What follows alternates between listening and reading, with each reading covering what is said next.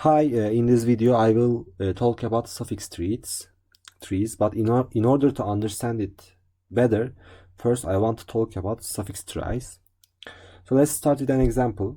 Assume our string is t, a, b, a.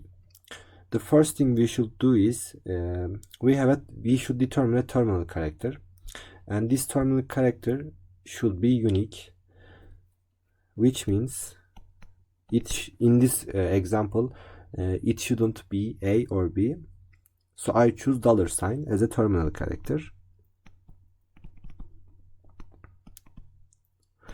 So this terminal character indicates that we reach at the end of the string. That means our new string is a, b, a, and $sign. So second thing we should do is that we should write all the suffixes of a string t. So ABA $sign, BA $sign, this and this. So we are ready to draw our suffix trie. And let's start. So we have a root. Then we will start with our longest suffix.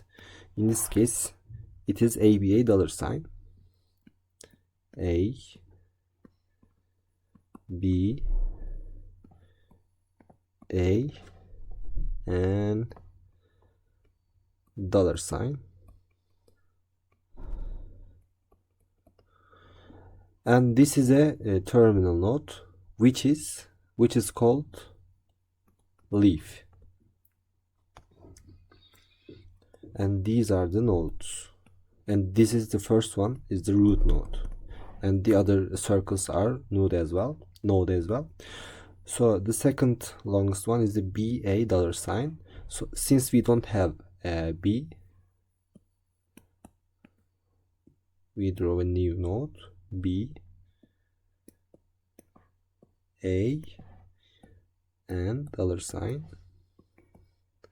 And there is a leaf. And third, a $sign. We have a here, and from there we have a terminal node as well, and finally just a terminal node. So as I mentioned before, these ones, these and these are the terminal nodes which indicate the end of the suffix. So basically this is how we build our suffix trie. So what does it mean? How can we use it? So let's go to the next example, which is more complicated. So assume this is our t. So first thing, we add our terminal character $sign, and then I wrote all the suffixes and built and draw suffix trie, as you can see in the right hand side. So I don't want to waste time, so I did it before the video. So first, how do we check whether a string s is a substring of t? Assume we have s1 BAA. So we have to track it on the suffix trie. Let's start with root. Root first character is a B, so we are here, this node. Second character is A, we are here, and third character is A. So we found our S1 substring. So which means we have S1 as a substring of T. Then let's check another substring, S2,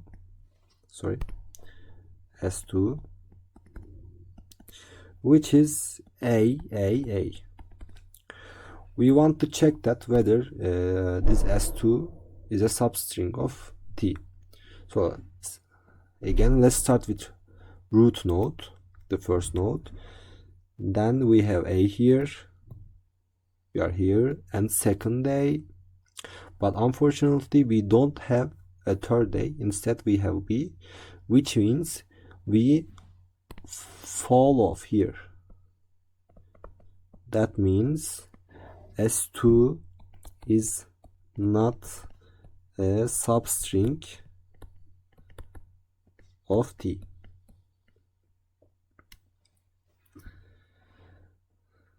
So second thing we can check, we can comment on is how do we count the number of times a string S occurs as a substring of T. Sorry for this typo. So let's assume that our substring is AB. So what we are going to do that, still start with root node, and this is A. Now we are here in this node, and the second character is B. That means we are in this node. So next thing we will do, we will draw our subtree. This is a tree, we can call it subtree, which means all the suffixes are starting with A and B, and there are, as you can see, two terminal nodes. One is here, one is here, which means S1 occurs in T 2 times. So this is another advantage of suffix tries. So the third thing, how do you find the longest repeated substring of T? So we need to find deepest node with more than one child. One child means more than one terminal node, and in that case, again let's start with root node.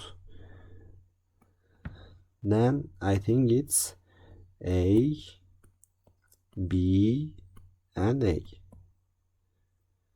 and our terminal nodes are here and here.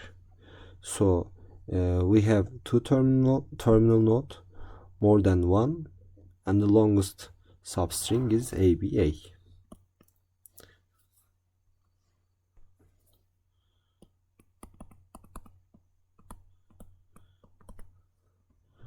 For example, let's try something else, some different path. We can go B, A, our number of characters 2, and we have still 2 child. What if you want to go further and 2 characters, and there will be only one child, which is not a repeated one. So the answer is ABA. So this is, I think, enough for suffix tries. So the left hand side is the suffix trie that we work on previously, and we will convert it to the suffix tree with just a little bit very small modification. So what we are going to do here, we want to decrease the number of nodes because there are some unnecessary nodes here.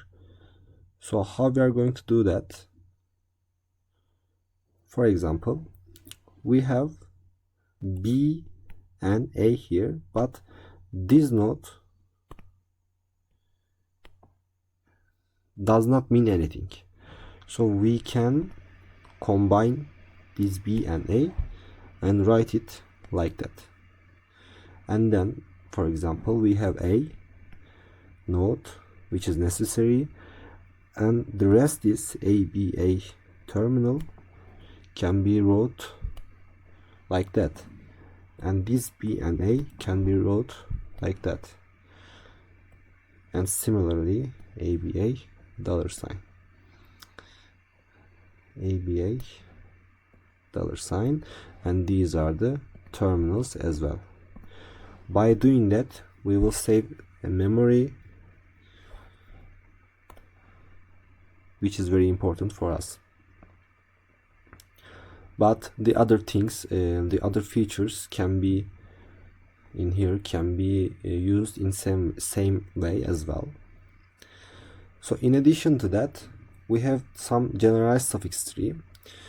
In this generalized suffix trees, we can build suffix trees not only using one string, instead using two string, but we should be careful. If we are using dollar sign as a terminal character in S1, we should use something different as a terminal character in the second string in order to distinguish them. As you can see in the right hand side, we have two different strings with two different terminal characters. So how can we use it? For example, we want to find the longest common substring of two strings. Here we should find the common node of both of them, but the deepest one. In this case it will be, I think, this node. As you can see, the terminal, this node has three child, and they include both S1 terminal node. This node include both S1 terminal node and S2 terminal node. This and this. So we can say that AB is the common substring, longest, of course.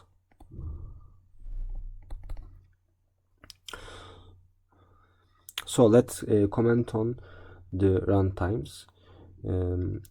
Suffix trees can be implemented by OM time, where M is the length of the string, by using Weiner suffix tree algorithm.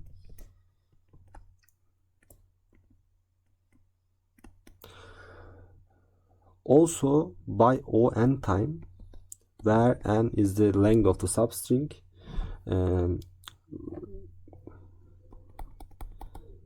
It can be found in Trie.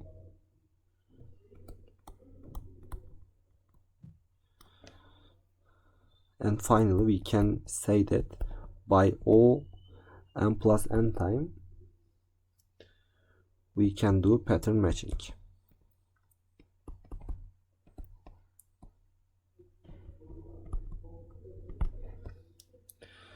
And thanks for listening.